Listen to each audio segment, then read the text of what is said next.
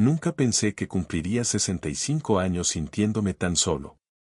Desde la ventana de mi casa en Malasaña, Madrid, observaba cómo la tarde de octubre pintaba las fachadas de tonos naranjas.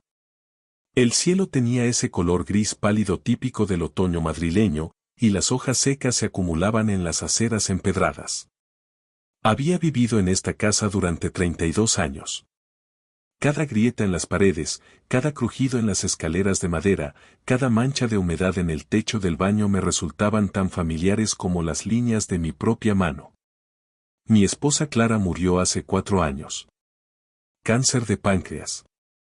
Desde entonces, esta casa de 3 plantas se convirtió en un museo de recuerdos. Sus libros aún estaban en la estantería del salón, su taza favorita, esa de cerámica azul con flores blancas, seguía en el mismo lugar de siempre en la cocina. No tuve corazón para cambiar nada. Mi hijo Marcos decía que debía seguir adelante, pero ¿cómo se sigue adelante cuando has compartido 40 años con alguien? Esa mañana me desperté temprano, como siempre. A los 65 años, el cuerpo ya no te permite dormir hasta tarde aunque quieras. Preparé café en la cafetera italiana que Clara me regaló cuando cumplimos 20 años de casados. El aroma llenó la cocina vacía. Me senté en la misma silla de siempre, frente a la ventana que daba al pequeño patio interior, y bebí despacio mientras veía a los gatos del vecindario pasearse por los tejados. Mi teléfono vibró.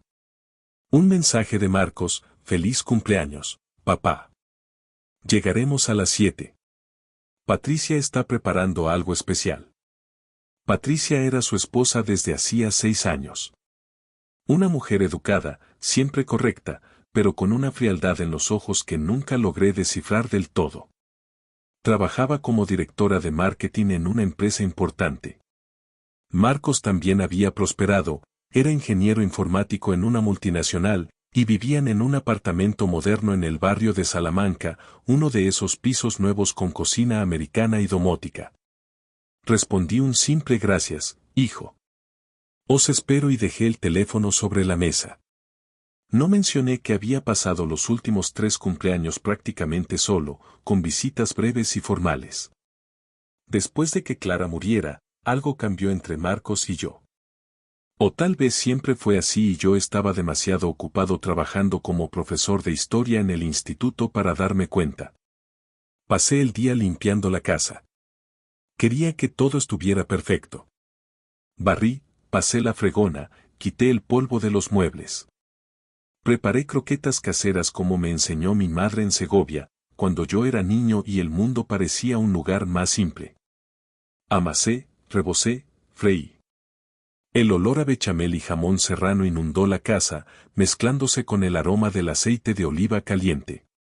También preparé una tortilla de patatas bien cuajada, ensaladilla rusa y compré pan recién hecho en la panadería de la esquina, donde la señora Remedios me conocía desde hacía décadas. ¿Celebración hoy, Anselmo?, me preguntó con esa sonrisa amable que siempre tenía. Mi cumpleaños, respondí intentando sonar alegre. Felicidades. Que cumplas muchos más, hombre. Llévate también estas magdalenas, están recién hechas esta mañana. A las 7 menos 10, todo estaba listo. Había puesto la mesa del comedor con el mantel de hilo blanco que usábamos en ocasiones especiales. Los platos de porcelana que heredamos de la abuela de Clara. Copas de cristal. Servilletas bien dobladas.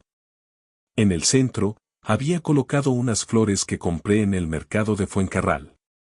Me duché, me afeité con cuidado, me puse una camisa azul claro que Clara decía que me quedaba bien y unos pantalones de vestir. Me miré al espejo del recibidor y vi a un hombre de 65 años con el pelo completamente blanco, arrugas profundas alrededor de los ojos y una expresión de esperanza que me pareció casi patética. Llegaron con 20 minutos de retraso. Escuché el timbre y bajé rápidamente las escaleras, ignorando el dolor en las rodillas que me acompañaba desde hacía un par de años. Abrí la puerta y allí estaban, Marcos con su aspecto impecable, traje gris oscuro recién planchado, el pelo engominado hacia atrás, y Patricia con un vestido negro elegante. El bolso de marca colgado del hombro y esa expresión que siempre parecía ligeramente molesta. Hola, papá, dijo Marcos dándome un abrazo rápido y formal. Olía a ese perfume caro que usaba. Feliz cumpleaños. Felicidades, Anselmo, añadió Patricia entregándome una botella de vino tinto. Una Ribera del Duero que probablemente costaba más de lo que yo gastaba en comida en una semana. Pasad, pasad. Está todo preparado arriba. Subimos las escaleras y noté cómo Patricia miraba las paredes con ese gesto apenas perceptible de desaprobación. Las escaleras crujían bajo nuestros pies. La pintura de las paredes estaba efectivamente desconchada en algunos lugares. La casa era vieja, como yo. Nos sentamos en el comedor. Le serví las croquetas, la tortilla, la ensaladilla. Marcos comió con educación pero sin mucho entusiasmo. Patricia apenas probó nada. Está todo muy bueno, papá, dijo Marcos, aunque su tono no transmitía verdadera convicción. Las croquetas están un poco aceitosas, comentó Patricia limpiándose delicadamente los labios con la servilleta. Intenté no dejarme afectar. Bueno, son caseras. Como las hacía tu abuela, le dije a Marcos. La conversación fue forzada desde el principio. Ellos hablaban de su trabajo, de un viaje que planeaban hacer a Bali, de la reforma que querían hacer en su apartamento. Yo asentía, hacía preguntas, intentaba mostrar interés genuino. Pero era como estar frente a dos extraños educados que cumplían con una obligación social. Cuando terminamos de cenar, Patricia sacó un pequeño pastel de una caja que habían traído. No era casero, venía de una pastelería cara del centro. Tenía una vela con el número 65. Pide un deseo, dijo Marcos encendiendo la vela con su encendedor. Cerré los ojos y lo único que deseé fue sentirme parte de algo, sentirme importante para alguien. Soplé la vela y ellos aplaudieron brevemente. Fue entonces cuando comenzó la conversación que cambiaría todo. Patricia y Marcos se miraron, como si hubieran ensayado lo que iba a suceder. Papá, comenzó Marcos dejando el tenedor sobre el plato. Tenemos que hablar de algo importante. Mi corazón se aceleró. ¿Qué ocurre? ¿Estáis bien? Estamos bien. Es sobre esta casa. Miré alrededor, confundido. ¿La casa? ¿Qué pasa con ella? Patricia se inclinó hacia adelante. Anselmo, tienes que ser realista. Esta casa es enorme para una persona sola. 3 plantas. Mantenimiento constante. Las escaleras no son buenas para alguien de tu edad. Yo estoy perfectamente, respondí sintiendo como la defensividad se apoderaba de mí. Papá, escucha, intervino Marcos con ese tono condescendiente que había empezado a usar conmigo en los últimos años. Esta zona se ha revalorizado mucho. Malasaña es uno de los barrios más cotizados de Madrid. Podrías vender esta casa por una fortuna y comprarte un apartamento más pequeño, más moderno, más manejable. No quiero vender la casa. Aquí viví con vuestra madre. Aquí están todos mis recuerdos. Patricia suspiró con impaciencia. Los recuerdos están en tu cabeza, no en las paredes. Además, sería lo más sensato económicamente. Esta casa vale mucho dinero. Entonces comprendí. Esto es por el dinero. No es solo por el dinero, dijo Marcos rápidamente. Es por tu bienestar. Y sí, también sería bueno para nosotros. Algún día esta casa será mía por herencia, pero ¿de qué sirve eso? Necesitamos liquidez ahora. Queremos comprar una casa más grande, tener hijos pronto. Así que queréis que venda la casa de mi vida para daros el dinero ahora en lugar de esperar. No lo pongas así, papá. Estamos pensando en todos. Tú estarías más cómodo, nosotros podríamos planificar nuestro futuro. Es de sentido común. Sentí como la rabia empezaba a hervir en mi pecho. Esta casa es mía. La compré con el sudor de mi frente, trabajando durante 30 años. Aquí crié a mi hijo, aquí cuidé a mi esposa cuando estaba enferma. Y ahora venís en mi cumpleaños a decirme que la venda para financiar vuestros planes. Estás siendo dramático, dijo Patricia con frialdad. Nadie te está obligando a nada. Solo estamos siendo prácticos. Prácticos, repetí amargamente. Clara tenía razón sobre ti. Los ojos de Patricia se estrecharon. ¿Perdona? No debía haberlo dicho, pero ya no podía detenerme. Antes de morir, me dijo que tuviéramos cuidado. Que eras, calculadora. Marcos se puso de pie bruscamente. No te permito que hables así de mi esposa. Es mi casa, hablo como quiero. Tu casa, tu casa. Siempre es lo mismo contigo. Todo gira a tu alrededor. ¿Alguna vez pensaste en lo difícil que fue para mí crecer con un padre que siempre estaba trabajando, que nunca tenía tiempo para mí? Trabajaba para daros todo lo que necesitabais. Necesitaba un padre, no un proveedor. Las palabras me golpearon como puñetazos. Hice lo mejor que pude. Pues no fue suficiente. Patricia se levantó también, poniéndose junto a Marcos. Creo que deberíamos irnos. Esto no está llevando a ninguna parte. Marcos respiró profundamente, intentando calmarse. Entonces dijo las palabras que se quedarían grabadas en mi mente para siempre. ¿Sabes qué, papá? Tienes razón. Es tu casa. Haz lo que quieras con ella.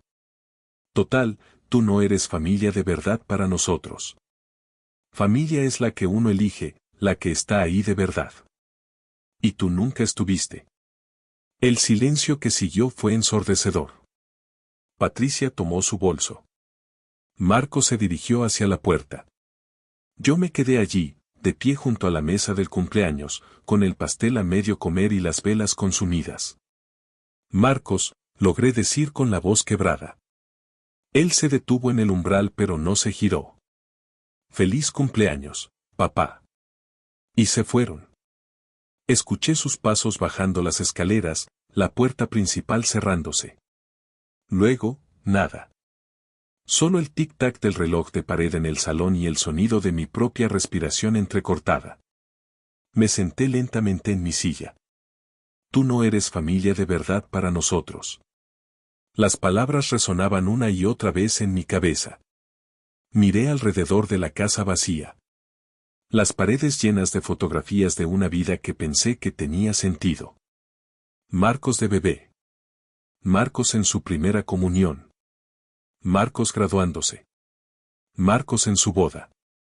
Yo estaba en todas esas fotos, pero según él, nunca estuve realmente presente.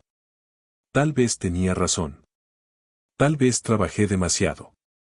Tal vez me perdí demasiadas cosas. Pero lo hice por amor, aunque fuera un amor torpe y mal expresado. Permanecí sentado allí durante horas, en la oscuridad, mientras Madrid dormía afuera. Y entonces, cerca de la medianoche, tomé una decisión. Si esta casa era lo único que me conectaba con un hijo que decía que yo no era su familia, si estos muros solo guardaban el recuerdo de una vida que aparentemente fracasé en vivir bien, entonces no tenía sentido aferrarme a ella. Encendí el ordenador. Busqué agencias inmobiliarias. Encontré una que tenía servicio de urgencias, que prometía valoraciones rápidas. Les escribí un correo electrónico explicando que tenía una casa en Malasaña que quería vender lo antes posible. Pulsé enviar antes de poder arrepentirme. Luego me quedé mirando la pantalla, iluminando mi rostro en la habitación a oscuras, preguntándome si acababa de cometer el mayor error de mi vida o si, por primera vez en mucho tiempo, estaba tomando el control de ella. Desperté a las 5 de la mañana con el cuello rígido y la espalda dolorida.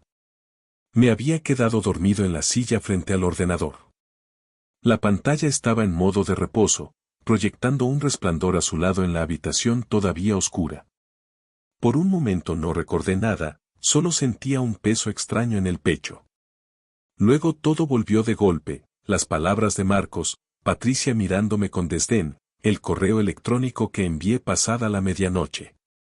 Me levanté con dificultad, sintiendo cada uno de mis 65 años en las articulaciones.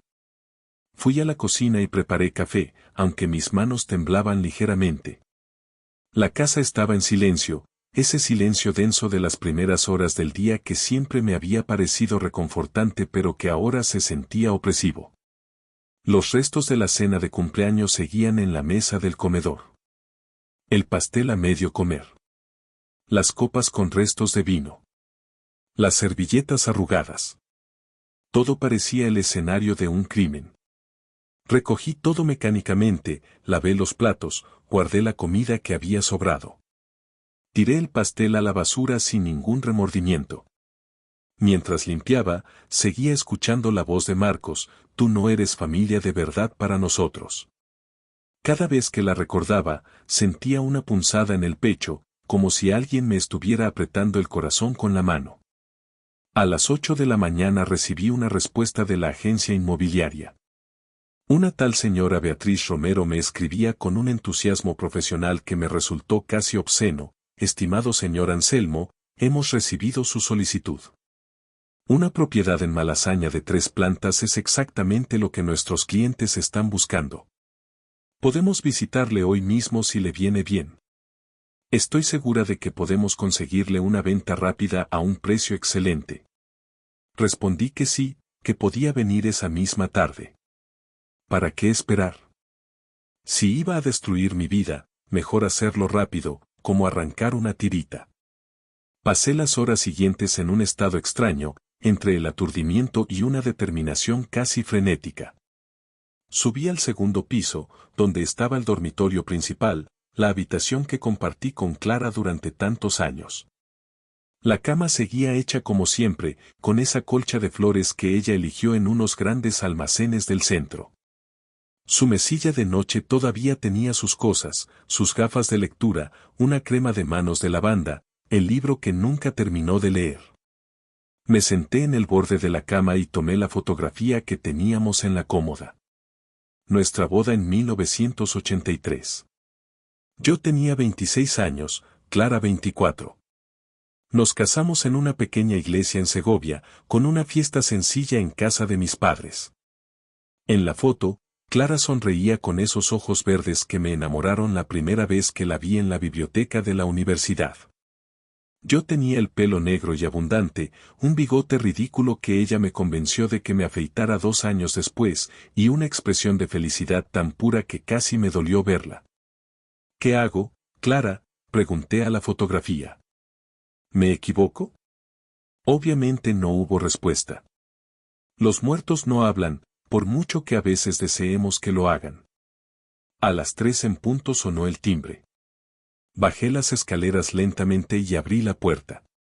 Beatriz Romero era una mujer de unos 45 años, vestida con un traje pantalón color crema, tacones altos y una sonrisa perfectamente ensayada. Llevaba una tablet bajo el brazo y emanaba esa energía incansable de las personas que viven para cerrar tratos. Señor Anselmo, es un placer, dijo estrechando mi mano con firmeza. Beatriz Romero, de Inmobiliaria Prestigio Madrid. ¿Puedo pasar? Le mostré la casa, las 3 plantas.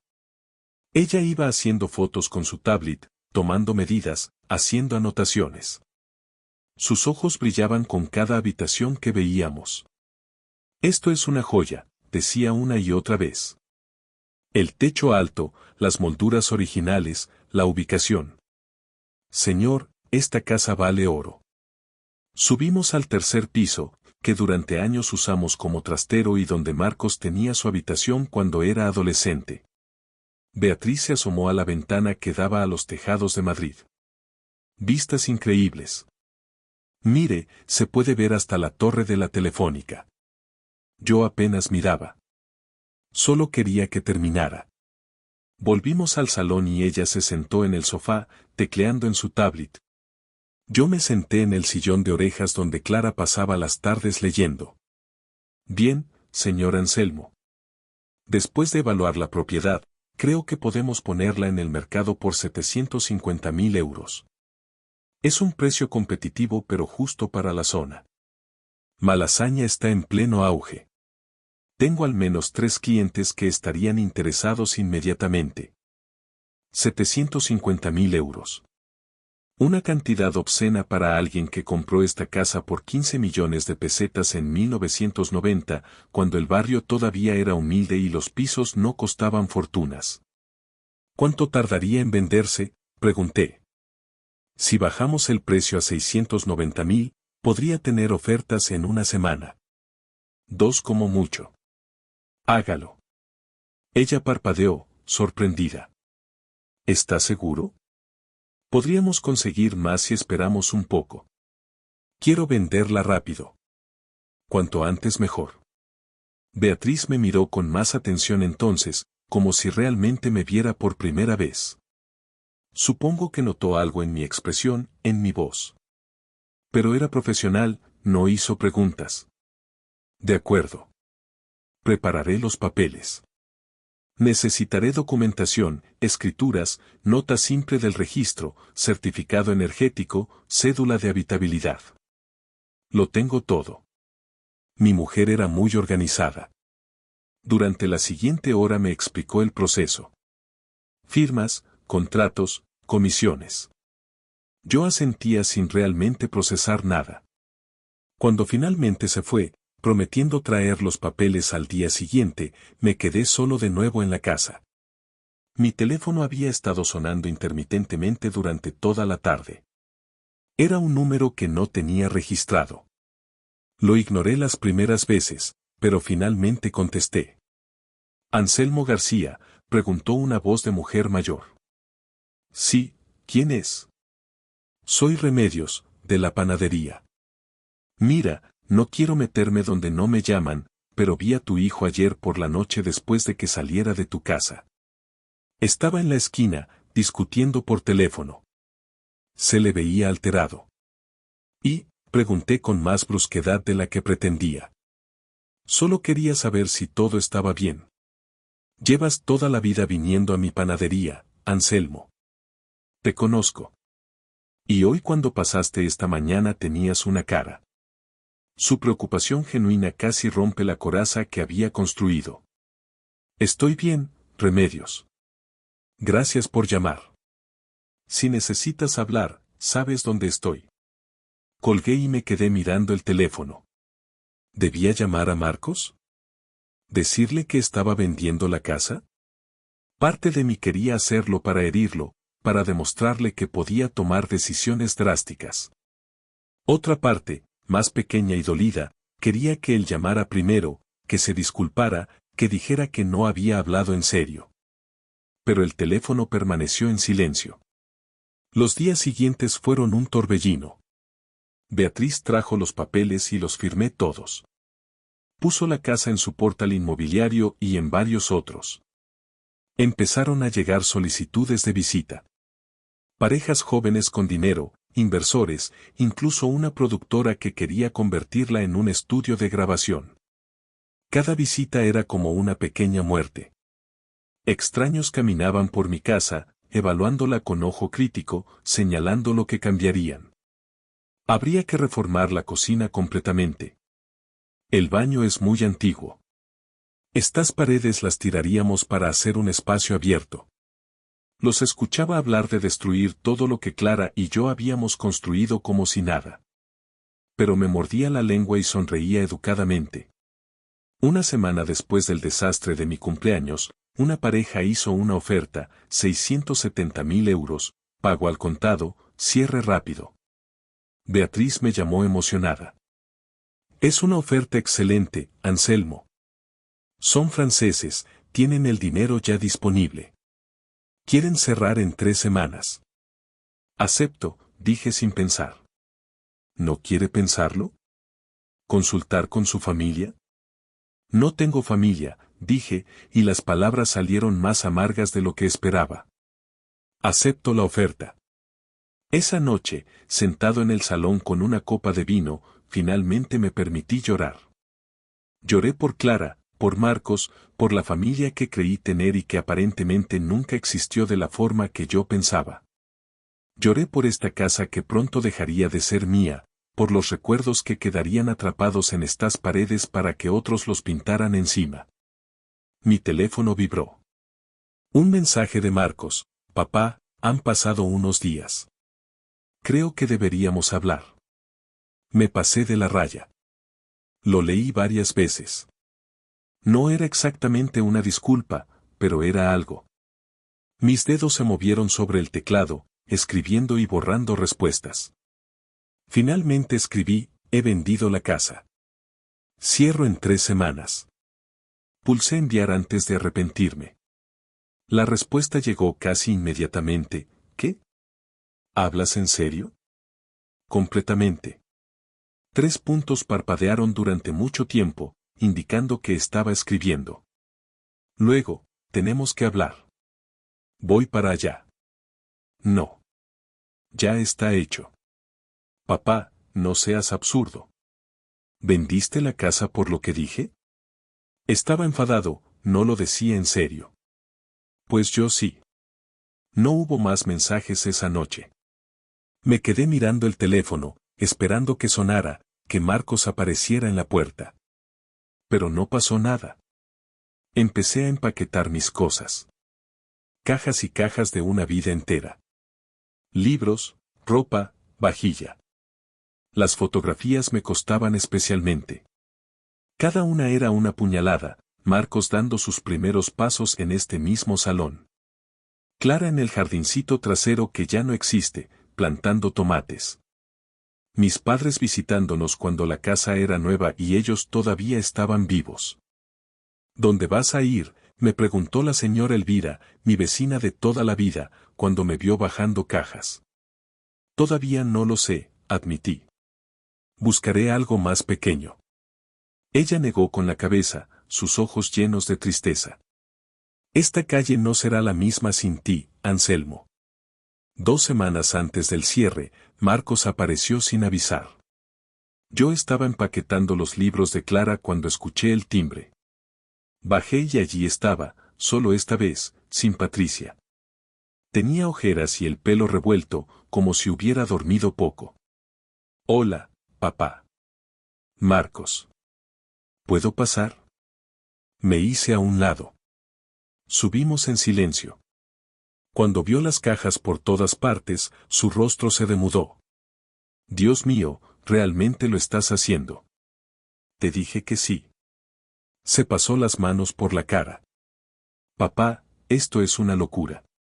No puedes vender esta casa por unas palabras dichas en un momento de enfado. ¿Por qué no? Tenías razón. Es demasiado grande para mí solo. No tiene sentido mantenerla. Sabes que no era eso lo que queríamos decir. ¿Ah, no? Porque me pareció bastante claro. Marcos caminó por el salón, mirando las cajas, las paredes medio vacías. ¿Cuánto sacaste por ella? Eso no es asunto tuyo. Soy tu hijo. Según tú, no. Según tú, no soy familia de verdad. Finalmente mostró algo de verdadera emoción. Sus ojos se llenaron de lágrimas. Lo siento, ¿vale? Lo siento. Dije algo horrible que no sentía. Patricia y yo estábamos estresados, teníamos nuestros propios problemas, y lo pagamos contigo. Fue injusto. Era lo más cercano a una disculpa real que había recibido. Pero ya era tarde. Acepto tus disculpas, Marcos. Pero la casa está vendida. Dentro de 2 semanas ya no será mía. ¿Y luego qué? ¿Dónde vas a vivir? La verdad era que no lo había pensado mucho. Ya encontraré algo. Nos quedamos allí, padre e hijo, rodeados de cajas, con 38 años de historia familiar desmoronándose a nuestro alrededor. Y por primera vez en mucho tiempo, me di cuenta de que tal vez, solo tal vez, estaba haciendo esto no solo por dolor, sino por algo más, por libertad. El día del cierre llegó más rápido de lo que esperaba. Era un martes lluvioso de noviembre, de esos en los que Madrid se vuelve gris y melancólico. Las hojas mojadas se pegaban a las aceras de Malasaña y el viento frío se colaba entre las calles estrechas. Yo estaba sentado en el despacho del notario en la calle Alcalá, rodeado de desconocidos que firmarían papeles para quedarse con mi vida. La pareja francesa, Monsieur y Madame Dubois, eran amables pero distantes. Él era arquitecto, ella diseñadora de interiores.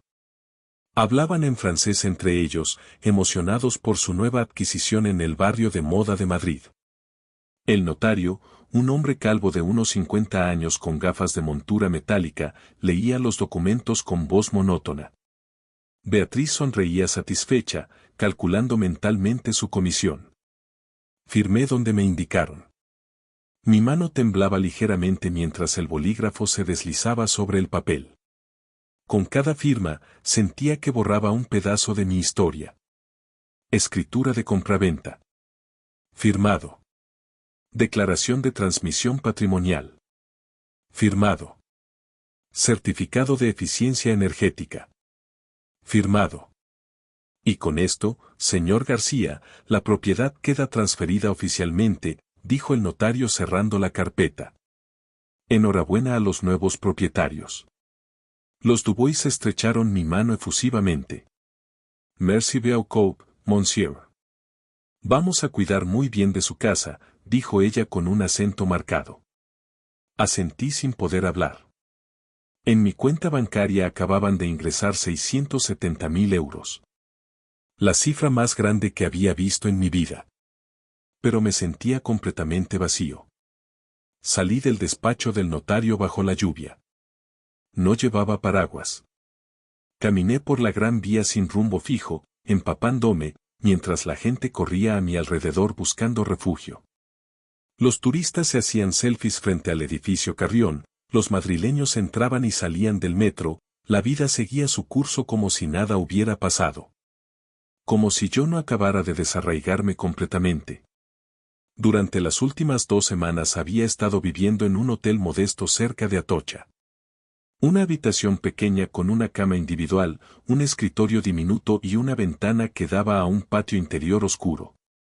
Todas mis pertenencias estaban en un guardamuebles en las afueras de Madrid. Había empaquetado 32 años de vida en cajas numeradas que ahora ocupaban un espacio de 3 por 4 metros en un almacén anónimo. Marcos había intentado hablar conmigo 3 veces más antes del cierre. Llamadas que no contesté, mensajes que leí pero no respondí. No estaba enfadado exactamente, simplemente no tenía nada que decirle. Patricia no se había molestado en contactarme ni una sola vez, lo cual me confirmó todo lo que necesitaba saber sobre ella. Esa noche, en mi habitación del hotel, abrí mi ordenador portátil y miré la pantalla durante largo rato. El dinero estaba en mi cuenta. ¿Y ahora qué? Podía comprar otro piso en Madrid, algo más pequeño y manejable como todo el mundo me había sugerido. Podía invertirlo, vivir de los intereses con mi pensión de jubilado. Podía hacer lo sensato, lo predecible, lo que un hombre de 65 años debería hacer. O podía hacer algo completamente diferente. Abrí Google y escribí, Ciudades Costeras España. Aparecieron imágenes de playas, pueblos blancos al sol, mar azul brillante. Lugares que Clara siempre había querido visitar pero nunca pudimos porque yo estaba siempre ocupado con el trabajo, con las responsabilidades, con mantener esa casa que acababa de vender. Algún día iremos a vivir al mar, me decía Clara tumbada en nuestra cama, hojeando revistas de viajes. Cuando te jubiles. Una casita pequeña con vistas al Mediterráneo. Desayunaremos en la terraza viendo el amanecer. Claro que sí, le respondía yo, sin prestarle realmente atención, corrigiendo exámenes o preparando clases. Pero ese algún día nunca llegó. El cáncer se la llevó 2 años antes de que yo me jubilara. Pasé horas mirando fotos de pueblos costeros. Alicante, Málaga, Almería, Murcia. Finalmente, algo captó mi atención, Altea, un pueblo en la provincia de Alicante. Casas blancas encaramadas en una colina, calles empedradas, la iglesia con su cúpula de tejas azules características y el Mediterráneo extendiéndose infinito y brillante. Clara había recortado una foto de Altea de una revista hace años. Mira qué bonito, Anselmo. Parece un cuadro. A las 2 de la madrugada tomé una decisión. Busqué pisos en alquiler en Altea. Encontré uno que parecía sencillo, 2 habitaciones, un salón pequeño, una terraza con vistas al mar. 600 euros al mes. Escribí al propietario explicando que era un jubilado de Madrid buscando un cambio de vida, que podía pagar 6 meses por adelantado si era necesario. La respuesta llegó a la mañana siguiente. El propietario, un tal Vicente Martínez, me escribió: señor Anselmo, el piso está disponible. Si puede venir a verlo esta semana, podemos cerrar el trato rápidamente. Siempre prefiero inquilinos mayores, más responsables que estos jóvenes de ahora. Esa misma tarde compré un billete de AVE a Alicante para el día siguiente. Metí algo de ropa en una maleta pequeña y dejé el hotel.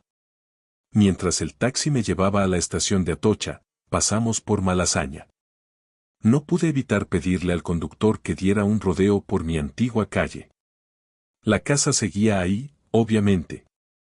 Los Dubois ya habían empezado con las reformas.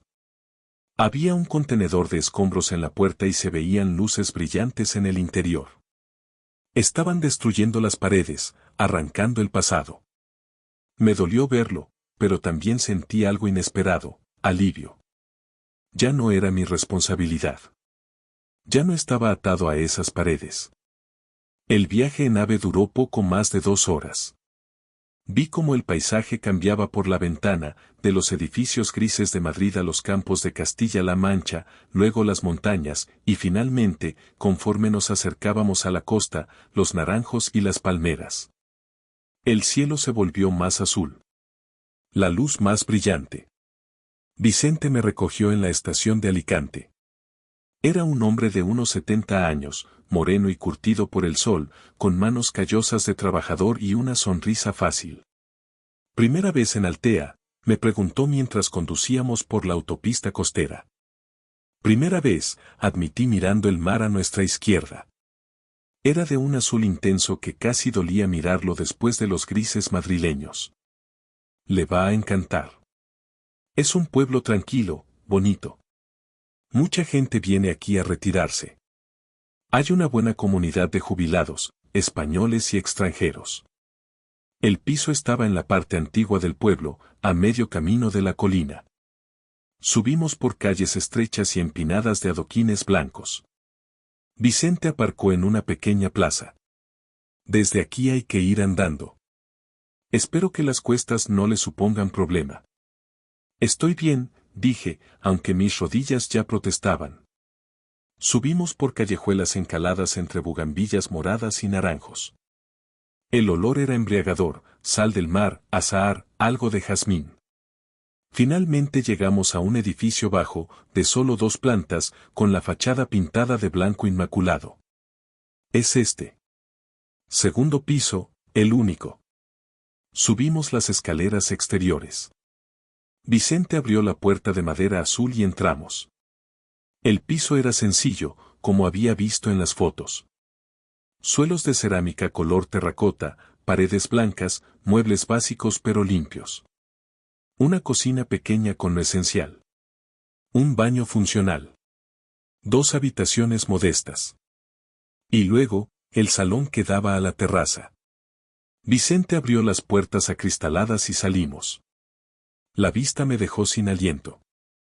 El mar se extendía frente a nosotros, brillante bajo el sol de noviembre. Podía ver la línea de la costa, las montañas en la distancia, el cielo infinito. Se oía el murmullo lejano de las olas, el canto de las gaviotas.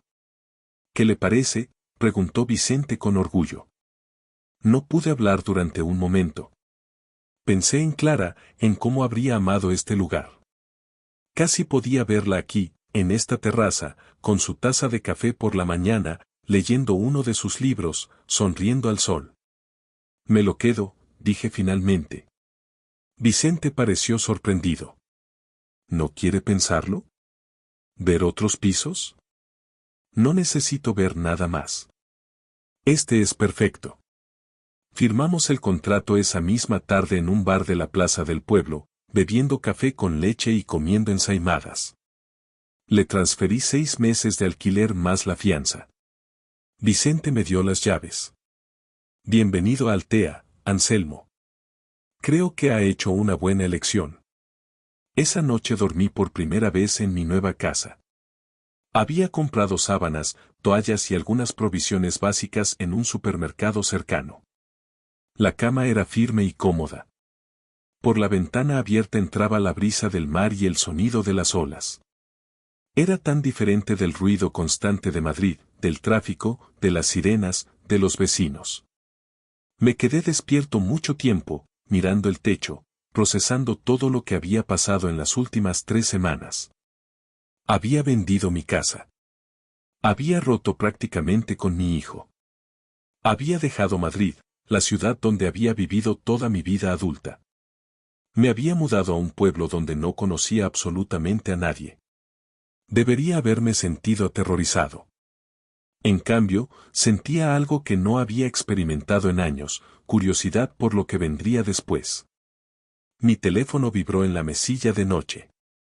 Un mensaje de Marcos: papá, por favor, llámame. Necesito saber que estás bien. He ido al hotel y me dijeron que te fuiste. ¿Dónde estás? Lo leí varias veces. Parte de mí quería responder, explicarle, mantener ese hilo que nos conectaba. Pero otra parte, más fuerte, sabía que necesitaba esto. Necesitaba distancia. Necesitaba tiempo. Necesitaba descubrir quién era Anselmo sin la casa, sin el peso de las expectativas fallidas, sin el dolor constante del pasado. Escribí: estoy bien. Necesito tiempo. Te contactaré cuando esté listo. No era mucho, pero era honesto. Me levanté y salí a la terraza. Altea brillaba en la oscuridad como un Belén, con sus luces amarillas trepando por la colina. El mar era una mancha negra extensa, solo visible por el reflejo de la luna sobre las olas. El aire era suave y cálido, tan diferente del frío cortante de Madrid. Lo conseguí, Clara, susurré al viento. Llegamos al mar. Siento haber tardado tanto. Y allí, de pie en mi pequeña terraza en un pueblo donde nadie me conocía, donde no tenía historia ni expectativas que cumplir, lloré por última vez por todo lo que había perdido. Y cuando terminé, me sentí más ligero. A la mañana siguiente me desperté con el sol entrando por la ventana. Me preparé café en la pequeña cafetera que había comprado y salí a la terraza. El Mediterráneo brillaba dorado y azul bajo la luz del amanecer. Algunos pescadores ya estaban en la playa preparando sus barcas. Un gato anaranjado dormitaba en el muro del vecino. Bebí mi café despacio, sin prisa, sin ningún sitio donde tener que estar, sin nadie que me esperara. Y por primera vez en 65 años, eso no me pareció triste. Me pareció libertad. Pasé los siguientes días explorando Altea. Caminaba por el paseo marítimo, subía y bajaba las calles empedradas del casco antiguo, descubría pequeñas tiendas de artesanía, bares donde los lugareños jugaban al dominó. La gente me saludaba con cordialidad. Buenos días. Buenas tardes. Nadie me conocía, nadie sabía mi historia, nadie me miraba con lástima como el viudo del barrio o el padre abandonado. Una mañana, en una cafetería junto al mar llamada La Bohème, el dueño, un hombre robusto de unos 60 años con acento valenciano marcado, me habló mientras me servía un café con leche. Cara nueva por aquí, ¿eh? ¿De vacaciones? Me he mudado, dije. Hace unos días. Ah, bienvenido entonces. Yo soy Paco. Este bar lo llevo desde hace 20 años. Anselmo. Vengo de Madrid. Huyendo del frío y el estrés, como todos, se río. Ha hecho bien. Aquí la vida es más tranquila. ¿Jubilado? Sí.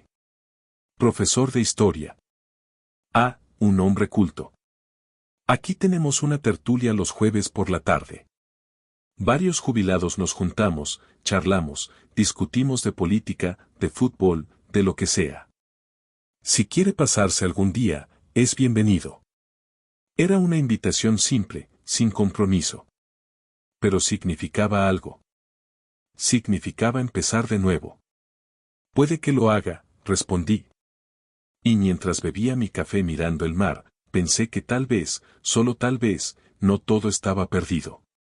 Tal vez a los 65 años todavía era posible reinventarse. Tal vez la familia que uno construye no es solo la que te toca por sangre, sino la que eliges encontrar en el camino. Quedaba mucho por resolver con Marcos. Quedaba mucho dolor por procesar. Pero por ahora, en este momento, sentado en una cafetería junto al Mediterráneo en un pueblo donde nadie conocía mi pasado, me sentí algo que no había sentido desde que Clara murió, esperanza. Han pasado 4 meses desde que llegué a Altea. Ahora es marzo y el pueblo está cubierto de flores. Los almendros han florecido llenando las laderas de blanco y rosa, las bugambillas explotan en morados intensos sobre las paredes encaladas y el aire huele a azahar tan fuerte que a veces marea. El Mediterráneo sigue ahí cada mañana cuando abro los ojos, infinito y cambiante, nunca igual 2 días seguidos. Me he convertido en parte de la rutina del pueblo. Cada mañana bajo a comprar pan en la panadería de Carmen, una mujer menuda de 70 años que hace las mejores cocas de tomate que he probado en mi vida. Luego voy a la Bohème, donde Paco ya me tiene preparado mi café con leche antes de que me siente. Leo el periódico, escucho las conversaciones de los pescadores que vienen después de la faena matutina, observo a los turistas que empiezan a aparecer ahora que el tiempo mejora. Los jueves por la tarde voy a la tertulia.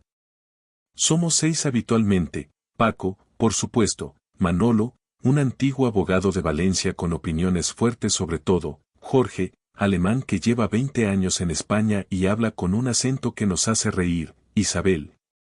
La única mujer del grupo, antigua médica de Alicante con un sentido del humor afilado como un bisturí, Tomás, pescador jubilado nacido aquí mismo en Altea, y yo. Discutimos de política, literatura, historia, fútbol.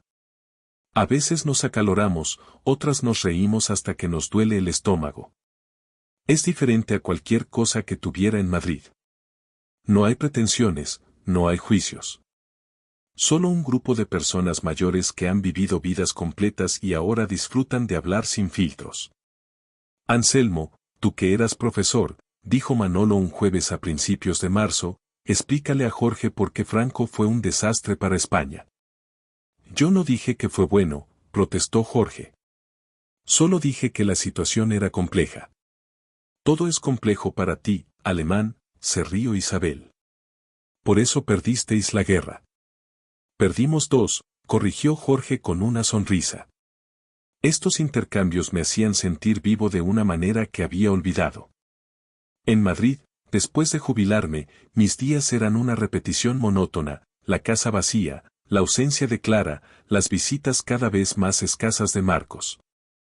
Aquí, cada día traía algo nuevo. Una conversación inesperada, un paseo por un sendero que no había explorado, una puesta de sol que me dejaba sin palabras. Pero no todo era fácil. Las noches seguían siendo duras a veces. La soledad se manifestaba en la oscuridad, cuando las distracciones del día desaparecían y me quedaba solo con mis pensamientos. Pensaba en Marcos más de lo que quería admitir. Nos habíamos escrito algunos mensajes breves y cuidadosos en estos meses. Él me preguntaba cómo estaba, yo respondía con generalidades. Nunca mencionábamos aquella noche de cumpleaños, nunca hablábamos realmente de nada importante. Una tarde de finales de marzo, estaba sentado en mi terraza leyendo un libro sobre la guerra civil cuando sonó el teléfono. Era un número de Madrid que no reconocía. Diga. ¿S.R. Anselmo García? Era una voz de mujer joven. Sí, soy yo. Le llamo del Hospital Universitario La Paz. Su hijo Marcos García está aquí. Ha tenido un accidente de tráfico. El mundo se detuvo. El libro cayó de mis manos. ¿Qué? ¿Cómo está? Está estable, pero necesita cirugía. Tiene usted registrado como contacto de emergencia.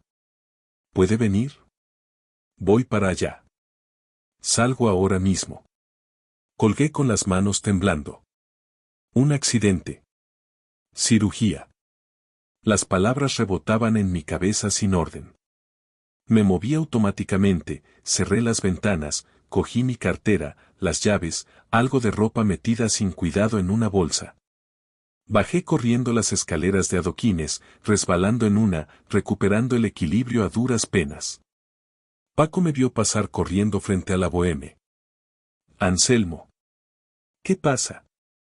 Mi hijo. Accidente. Tengo que ir a Madrid. Espera, te llevo a la estación. No conduzcas así. No discutí. Subí a su coche y él condujo rápido pero seguro hacia Alicante. Conseguí un billete para el próximo AVE, que salía en 40 minutos. Llámame cuando sepas algo, me dijo Paco abrazándome fuerte. Y tranquilo, seguro que está bien. El viaje a Madrid fue eterno.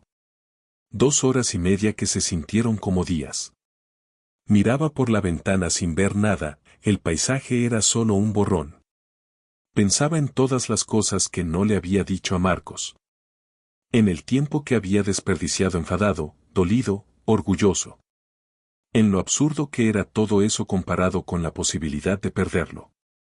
Por favor, susurraba para nadie. Por favor que esté bien. Llegué al Hospital La Paz cerca de las 10 de la noche. Las luces fluorescentes me lastimaban los ojos. El olor a desinfectante me revolvió el estómago. Encontré la sala de espera de cirugía en el 3er piso. Y allí estaba Patricia, sentada sola, con el maquillaje corrido, el pelo desordenado, retorciendo un pañuelo de papel entre las manos. Levantó la vista cuando me vio. Sus ojos estaban rojos de llorar. Anselmo, dijo con voz rota. Y por primera vez desde que la conocía, no había frialdad en su rostro. Solo miedo. Me senté a su lado. ¿Qué pasó? Un coche se saltó un semáforo en rojo. Le golpeó por el lado del conductor. Tiene fractura de fémur, 3 costillas rotas, contusión pulmonar. Están operándolo ahora para poner placas en la pierna. ¿Pero va a estar bien? Eso dicen. Pero es cirugía seria. Lleva 3 horas ahí dentro. Nos quedamos sentados en silencio. El reloj de pared marcaba los segundos con sonidos secos y metálicos. Otras familias esperaban también, cada una atrapada en su propia pesadilla. Siento mucho lo que dije, Patricia habló finalmente, mirando sus manos. Aquella noche en tu cumpleaños. Fue cruel. Presioné a Marcos para que te hablara de vender la casa porque estamos en problemas financieros. Mi empresa hizo recortes, me bajaron el sueldo. Tenemos deudas. Y en lugar de ser honesta contigo, te manipulé. La miré sorprendido. Era la conversación más real que habíamos tenido nunca. Y Marcos, continuó, dijo esas cosas horribles porque yo llevaba semanas metiéndole ideas en la cabeza. Le decía que tú tenías dinero guardado y no nos ayudabas, que no te importábamos. Nada de eso era verdad. Estaba proyectando mi propia frustración. ¿Por qué me cuentas esto ahora? Porque cuando recibí la llamada del hospital, lo primero que pensé fue que Marcos podría morir sin que hubieras hecho las paces. Y sería culpa mía. He estado envenenando vuestra relación durante años porque tenía celos. Celos. De lo que tuviste con tu esposa. De la forma en que Marcos habla de su infancia, de su madre, de esta familia que tuvo. Yo no tuve eso. Mis padres se divorciaron cuando tenía 5 años, crecí siendo una carga pasada de uno a otro. Y cuando vi que Marcos te idealizaba a pesar de que según él nunca estabas presente, me puse celosa. Quería que me eligiera a mí por encima de ti. Las palabras salían a borbotones, como si las hubiera estado guardando mucho tiempo. Y funcionó, dijo con amargura. Te alejé de tu hijo. Enhorabuena para mí. Debería haberme sentido furioso. Debería haberla culpado. Pero solo vi a una mujer asustada y rota, esperando a que operaran a su marido, enfrentándose a sus propios demonios. Marcos es adulto, dije finalmente. Tomó sus propias decisiones. Yo también. Todos contribuimos a esto. Ella me miró con ojos llenos de lágrimas. ¿Cómo puedes ser tan amable? Porque he aprendido que el rencor solo te pesa. Y la vida es demasiado corta. Pasaron 2 horas más. Finalmente un cirujano salió, todavía con el gorro verde quirúrgico puesto. ¿Familia de Marcos García? Nos levantamos de un salto. La cirugía fue bien. Hemos estabilizado la fractura, los pulmones están respondiendo bien. Necesitará rehabilitación durante meses, pero se recuperará completamente. El alivio fue tan intenso que tuve que sentarme. Patricia sollozó abiertamente. ¿Podemos verlo?, pregunté. Está en recuperación. En 1 hora podrán pasar, de uno en uno, solo unos minutos. Cuando finalmente me dejaron entrar, Marcos estaba pálido, conectado a máquinas que pitaban suavemente. Tenía un ojo morado, cortes en la cara, la pierna enyesada y elevada. Pero estaba vivo. Estaba respirando. Abrió los ojos cuando me acerqué. Papá, susurró con voz ronca. Estoy aquí, hijo. Creí que no vendrías. Después de todo. Siempre voy a venir. Siempre. Sus ojos se llenaron de lágrimas. Lo siento tanto. Lo que dije aquella noche no era verdad. Tú eres mi familia. Eres mi padre. Y he sido un idiota. Me senté con cuidado en el borde de la cama y tomé su mano. Yo también lo siento. Por no haber estado más presente cuando eras niño. Por trabajar demasiado. Por no saber demostrarte lo importante que eras para mí. Estabas dándonos una buena vida. Pero me perdí tu vida. Y no puedo recuperar ese tiempo. Solo puedo intentar hacerlo mejor de ahora en adelante. ¿Dónde has estado estos meses? Llamé a todos tus conocidos en Madrid. Nadie sabía nada. En Altea. Un pueblo en Alicante. Junto al mar. ¿Por qué allí? Porque tu madre siempre quiso vivir junto al mar. Y yo nunca se lo di mientras estuvo viva. Así que, supongo que lo hice por ella. Y por mí. Marcos apretó mi mano débilmente. ¿Es bonito? Es precioso. Deberías visitarlo cuando te recuperes. Me gustaría. Una enfermera entró. Tiene que descansar ahora. Me levanté pero Marcos no soltó mi mano. ¿Te quedarás en Madrid unos días? Todo el tiempo que necesites. Gracias, papá. Salí de la habitación con el corazón más ligero de lo que había estado en meses. Patricia seguía en la sala de espera. ¿Está despierto? Pregunta por ti, le dije. Anselmo, me detuvo antes de que pudiera irme. Gracias. Por venir. Por no odiarme. No te odio, Patricia. Pero tenéis que arreglar vuestros problemas. Los dos. Y hacerlo con honestidad. Ella asintió. Lo sé. Lo haremos. Pasé esa noche en un hotel cerca del hospital. A la mañana siguiente volví temprano. Marcos estaba mejor, más despierto. Hablamos durante horas. Realmente hablamos, por primera vez en años. Sobre su infancia, sobre sus recuerdos, sobre lo que cada uno había sentido. Sobre Clara y cómo su ausencia había dejado un vacío que ninguno supo llenar bien. ¿Sabes qué recuerdo más de mamá?, dijo Marcos mirando por la ventana. Los domingos por la mañana. Tú todavía dormías y ella me llevaba al retiro.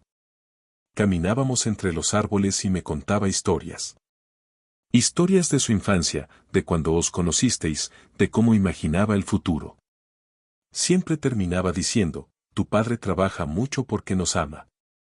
Nunca lo olvides, Las palabras me rompieron y me sanaron al mismo tiempo. Ella te entendió mejor que yo, añadió. Yo solo vi ausencia. Ella vio sacrificio. Ambas cosas eran verdad, admití. Trabajaba por amor, pero seguía siendo ausencia. Las dos cosas pueden ser ciertas. Me quedé en Madrid una semana. Visitaba a Marcos todos los días, lo acompañaba en sus sesiones de fisioterapia iniciales, le traía libros y comida decente del exterior porque la del hospital era horrible. Patricia y yo establecimos una tregua incómoda pero real. Cenamos juntos una noche y ella me habló de su infancia, de sus miedos. Empecé a entenderla, si no a justificarla. Pero Altea me llamaba. La extrañaba. Extrañaba el mar, la tranquilidad, mis paseos matutinos, las tertulias de los jueves. Tienes que volver, me dijo Marcos cuando le comenté que me sentía dividido. Has encontrado algo bueno allí. No lo dejes por mí. Ya estoy mejor. Y ahora sé dónde estás. Puedo visitarte. Lo harás. En cuanto pueda viajar. Promesa. Volví a Altea en el AVE de la tarde. Cuando llegué, el sol se estaba poniendo sobre el Mediterráneo, pintando el cielo de naranjas y rosas. Subí las calles empedradas hasta mi edificio, abrí la puerta azul, entré en mi pequeño piso. Y me sentí en casa. Esa noche cené en la Bohème. Paco casi me levantó del suelo con su abrazo. ¿Estás de vuelta? ¿Cómo está tu hijo? Mejorando. Se recuperará. Gracias a Dios. Nos tenías preocupados. Isabel amenazó con llamar a la policía para buscarte. Me reí. Cuéntame que me perdí. Y mientras Paco me ponía al día de los chismes del pueblo, Jorge había empezado a salir con la dueña de la librería, Manolo había ganado un torneo de dominó, Tomás había pescado un atún enorme. Me di cuenta de algo importante. Había pasado 65 años construyendo una vida basada en lo que se suponía que debía hacer, trabajar duro, mantener a mi familia, cumplir con las expectativas. Y cuando esa estructura colapsó con la muerte de Clara y la ruptura con Marcos, pensé que todo estaba perdido. Pero estaba equivocado. No todo estaba perdido. Solo había terminado un capítulo. Ahora, a los 65 años, estaba escribiendo uno nuevo. Uno donde elegía dónde vivir, con quién pasar mi tiempo, cómo llenar mis días. Uno donde la familia no era solo sangre, sino también el panadero que me guardaba los mejores croissants, el dueño del bar que conocía mi orden de memoria. Los amigos que me esperaban cada jueves para debatir sobre todo y nada. Y Marcos. Marcos volvía a formar parte de mi vida, pero de una manera más honesta, más real. Ya no éramos padre e hijo cumpliendo roles, sino dos hombres adultos intentando conocerse de verdad. Un mes después, cumplí 66 años. Esta vez no hubo desilusiones ni palabras crueles. Paco organizó una pequeña fiesta en la Bohème. Mis amigos de la tertulia trajeron comida, vino, regalos sencillos, un libro de historia local de Tomás, una botella de Riesling de Jorge, una bufanda tejida a mano de Isabel. Y Marcos vino. En muletas todavía, con Patricia, condujeron desde Madrid. Lo vi entrar al bar cojeando, buscándome con la mirada. Cuando nuestros ojos se encontraron, sonrió. Una sonrisa verdadera. Feliz cumpleaños, papá. Has venido, dije abrazándolo con cuidado de no hacerle perder el equilibrio. Prometí que lo haría. Esa noche, después de que todos se fueran, Marcos, Patricia y yo nos sentamos en mi terraza. El mar brillaba negro bajo la luna, el aire era tibio y olía a sal. Entiendo por qué estás aquí, dijo Marcos mirando el horizonte. Es hermoso. Tu madre lo habría amado. Mamá está aquí, dijo suavemente. ¿En esto qué hiciste? En finalmente cumplir el sueño que compartíais. Y tenía razón. Clara estaba en cada amanecer que veía desde esta terraza, en cada paseo por la playa, en cada momento de paz que encontraba aquí. No sé cuántos años me quedan. A los 66, uno ya no puede darse el lujo de pensar en décadas. Pero los años que me queden los viviré aquí, en este pueblo blanco junto al mar, con mi hijo visitándome cuando pueda, con mis amigos de los jueves, con mis rutinas sencillas y satisfactorias. Vendí mi casa en Madrid aquella noche de cumpleaños amarga creyendo que estaba destruyendo mi vida. Resultó que estaba liberándola. A veces las pérdidas que parecen devastadoras son en realidad puertas que se abren. A veces tienes que dejar ir lo que ya no te sirve para encontrar lo que realmente necesitas. Y a veces, incluso a los 65 años, todavía puedes empezar de nuevo. Me llamo Anselmo. Tengo 66 años. Vivo junto al mar Mediterráneo en un pequeño pueblo llamado Altea. Y por primera vez en mucho tiempo, soy feliz. Esta es mi historia.